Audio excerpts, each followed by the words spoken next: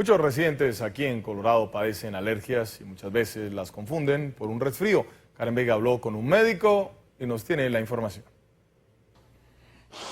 De estornudos, tos y ojos irritados. Cualquiera pensaría que se trata de un resfrío, pero la realidad es que podrían ser alergias. Héctor Frisby, médico familiar, habla sobre la confusión entre una gripa y un cuadro de síntomas alérgico. Ambos causan inflamación de las vías aéreas superiores. Causan que se te irriten los ojos, que se te irrite la nariz, que estornudes, que tosas, que se te llene de mocos la nariz, a veces los senos maximalares o los senos frontales.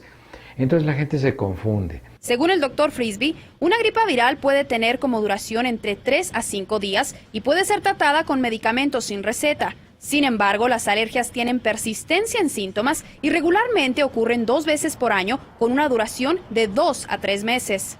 Tal como explica este médico, existen 2 tipos de alergias a las cuales estamos expuestos. Uno son los que se encuentran en el ambiente, como son los pólenes, como es el polvo que se encuentra en el medio ambiente, y los otros son alimentos, cosas que nos comemos. Y si usted ya tomó medicamentos para combatir el resfrío y aún no se mejora, lo más probable es que se trate de alguna alergia. Pero no entre en pánico, pues existen exámenes muy simples que determinarán la raíz de su alergia y así podrá tener un remedio preciso para su malestar.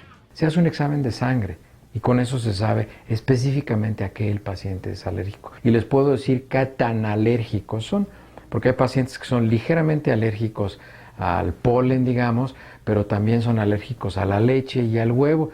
Un último dato, el polen tiende a ser el causante principal de las alergias de la temporada y estas pueden estar presentes durante la primavera, el verano y otoño. Hasta aquí mi informe. Karen Vega, Noticias Colorado. Ahora regreso a los estudios. Muchas gracias a Karen Vega por esa información.